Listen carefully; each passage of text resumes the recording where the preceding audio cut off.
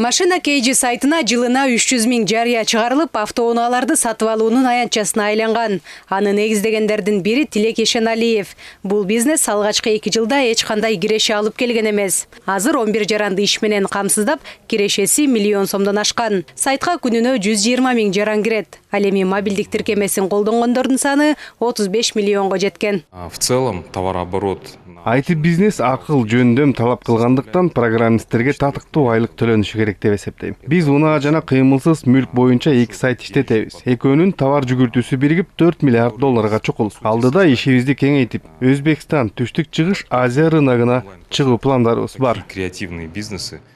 Тилек сыяктуу акылы жөндөмү менен каражат тапкандардын башын бириктирип ишкерлик кылгандар арбын. Алсак дизайн, мода, графика, анимация жана башка тармактарда эмгектенгендер креативдүү индустриянын өкүлдөрү болуп саналат. Бул тармактагы ишкерлерге шарт түзүү, инвестиция тартуу максатында жеңилдетилген салык режими киргизилүүдө.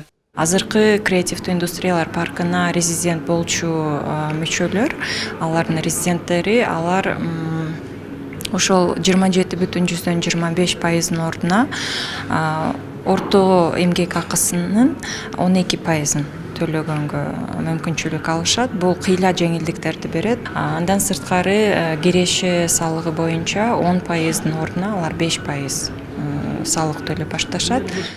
Креативдүү индустриялар паркынын резиденттери 2023-2024 жылдары 0,5% бирдиктүү салык төлөйт. Ал эми 25-26 жылдары 1%, андан соң 2% деп белгиленген. Жеңилдик каралган 5 жылдын ичинде жаратман экономиканын катышуучулары ишин илгерилетип, улуттук экономикадагы көрсөткүчүн жакшырта алат дешет адистер.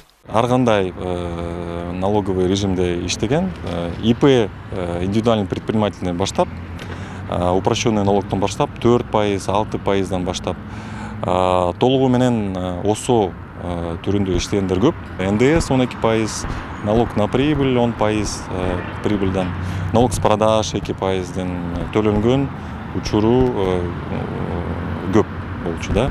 Азыр жаңы мыйзам менен салыштырганда бул баягы 20%ден ашат экономия чыгып атат да ошол жагынан.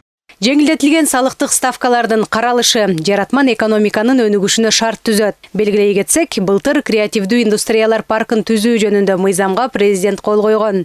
Анын максаты жаратман иш менен алектенген ишкерлерге укуктук негиздерди түзүү болуп эсептелет. Жазгүл Сейдахматова, Бекзат Машрапов, ЛТР, Бишкек.